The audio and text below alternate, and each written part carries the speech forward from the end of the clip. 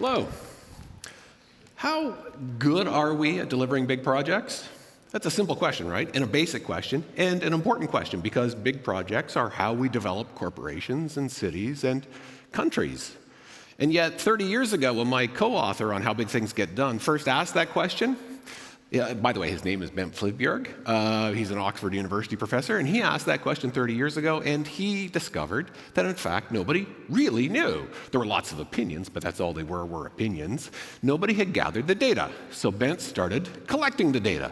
And for 30 years, he's been collecting data on big projects, and he now has the world's largest database on big projects. How big is the database? Really big. More than 20,000 individual project entries from 136 countries, this is truly global, and 24 different project types: energy, transportation, buildings, information technology, military, you name it, it's in there. What does this database say about how good we are at big projects? Well, one way of answering that question is to remember that in every big project, there are three basic promises that we make, right? Number one, it's going to cost a certain amount of money. Number two, it's going to take a certain amount of time. And number three, it's going to deliver certain benefits, the good things that is the sole purpose of the project, right? So what does the database tell us about those promises? What percentage of projects comes in on budget?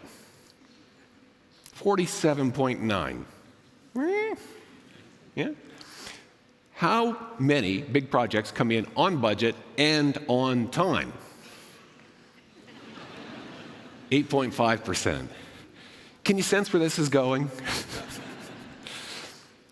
What percentage of projects comes in on budget, on time, and on benefits, which is to say that they deliver on all three promises? 0.5%.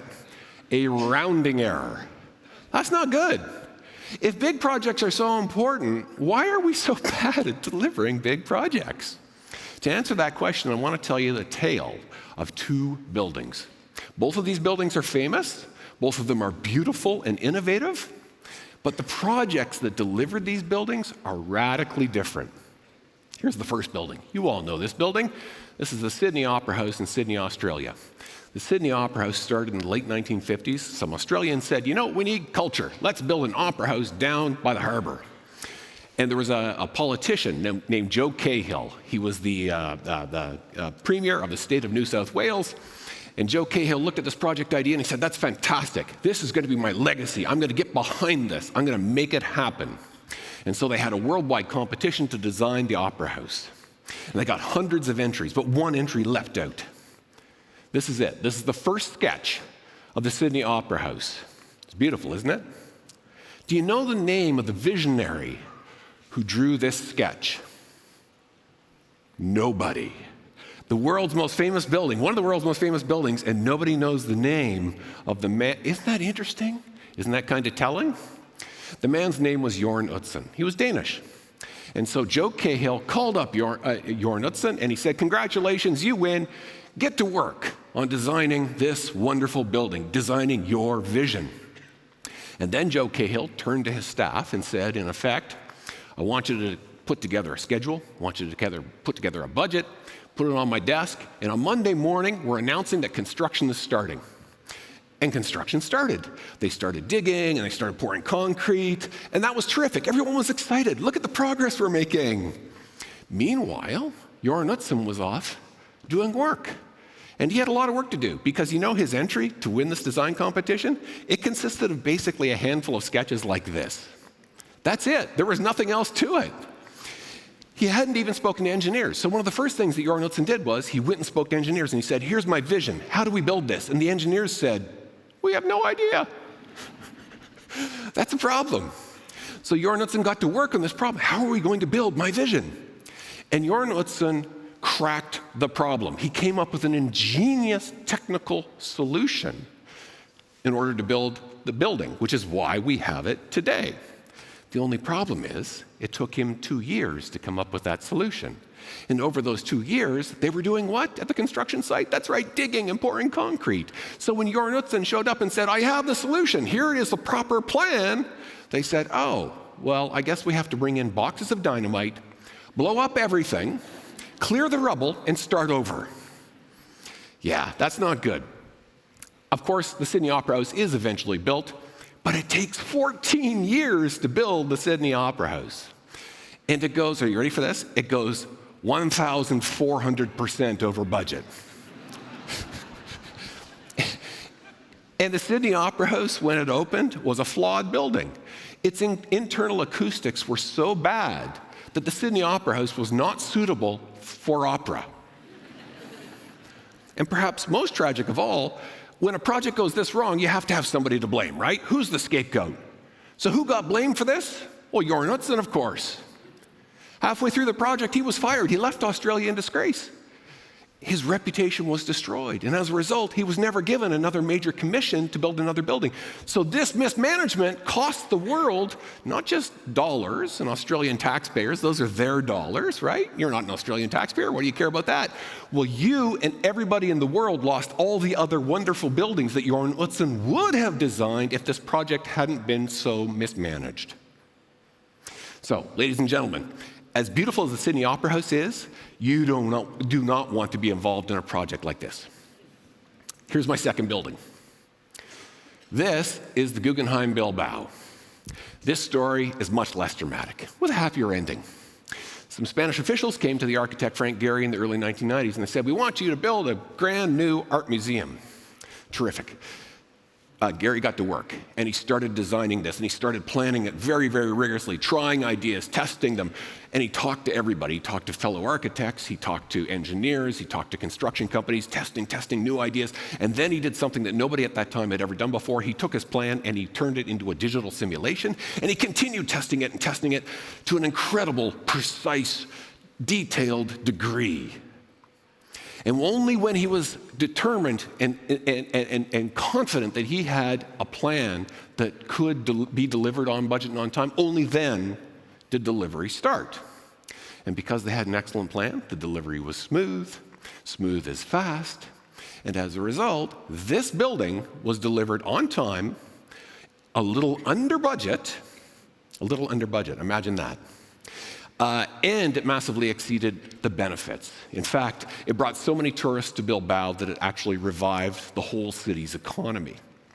So you remember at the start I said that there are only 0.5% of all projects that deliver, on budget, on time, and on benefit.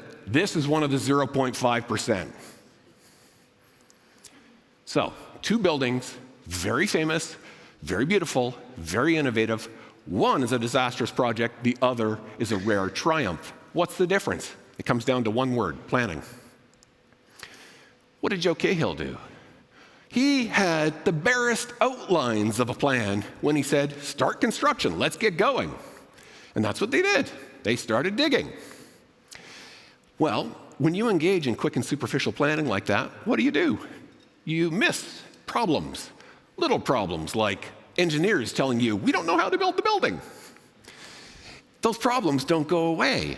You start delivery, eventually the problems will surface. And there won't be just one problem, there will be multiple problems, and the problems will start to collide like cars on a foggy highway. And as a result, a project that starts at a gallop will slow down and become a long, painful slog. And that's when your schedule goes up in flames, that's when your budget explodes. This pattern we call think fast, act slow. Now, the Sydney Opera House is admittedly a very extreme example. Fortunately, it's fairly rare to be that bad. But it is actually typical of the pattern we see in failed projects. Think fast, quick and superficial planning. Let's get going. Let's start on delivery. We start on delivery. Problems surface, problems that you didn't identify in planning, problems that you didn't solve in planning, and then everything starts to slow down and everything starts to turn into a disaster. That's the pattern. What happened with the Guggenheim Bilbao? Frank Gehry did the opposite. He thought slowly, carefully. He planned carefully. And he produced a rigorous, tested, reliable plan which allowed the delivery to be quick and smooth. So think slow, act fast. That's the solution to delivering big projects. Now, have I completely blown your minds with this amazing, surprising, deeply counterintuitive advice? Are you astonished? No, you are not. In English, we have this saying, measure twice, cut once. My grandfather taught me this, right? This is an old bit of folk wisdom. We have many more sayings like this. I'm willing to bet a large amount of money that in Norwegian, there are all sorts of sayings that are exactly like this. Why am I so confident? Because, well, I can tell you a couple weeks ago, I was in Abu Dhabi and I said, in Arabic, do you have a saying like this? Oh yeah, lots of them. In Korea, in Colombia, in Iceland, in any language you care to name, you will find the same folk wisdom. We all know this. Everybody in the world knows plan carefully, slowly, carefully, and that will make your delivery fast. We all know that this is what we should do. But that leads to a real puzzle, doesn't it? If we all know that that's what we should do, why is it that big projects so routinely do the opposite? That's the real puzzle that we have to crack if we're going to solve this problem and deliver big projects on time, on budget, and on benefit. So, in our book, we argue there are the three main factors at work. Politics. In every big project, there's money, there's status, there's power, everybody wants something. And I just showed you an example of politics at work in big projects. Joe Cahill ordered construction to begin when he had virtually no plan in hand. Why? Was Joe Cahill an idiot? No. In fact, Joe Cahill was a very clever politician. Joe Cahill understood that he would not be in office throughout the entire life of the project. He could not protect the project and ensure that it would be completed so that his legacy would be delivered. So Joe Cahill engaged in a classic political strategy. He spent as much money as possible, as fast as possible, because if you pour enough money into the project, then your successor won't be able to pull the plug on your project. Right? And there's all sorts of other ways in which politics encourages quick and superficial planning. Second factor, culture. Who are executives? Executives execute. They're doers. They get stuff done. And they have that real mindset, which is often a very good thing. But if you see yourself as a doer, well, what's planning? Planning isn't doing. Planning is bureaucratic paperwork. Who cares about that? Let's move on with it. Let's go. Let's get going. As a result, in organizations, there is routinely a bias against planning in favor of just getting on with it. And finally, this one, psychology. This is really fundamental. If you open any psychology textbook, or if you open Daniel Kahneman's book, Thinking Fast and Slow, you will see all sorts of heuristics and biases that are relevant to big projects. And every single one of those heuristics and biases leans in the same direction. It leans in favor of overconfidence, in favor of we know enough, in favor of we've got it all figured out, let's get on with it. So, what have you got here? Politics, culture, psychology are all pushing people in the same direction. They're pushing people away from think slow, act fast, towards think fast, act slow. So what do we do about it? You have to understand the politics of your project. You have to understand the culture. You have to understand the psychology. You have to understand them deeply. Then you can craft a strategy which is designed to deliberately push back against those tectonic forces so that you can get to think slow, act fast, so that you can deliver one of the rare triumphs like the Guggenheim Bilbao. Thanks very much.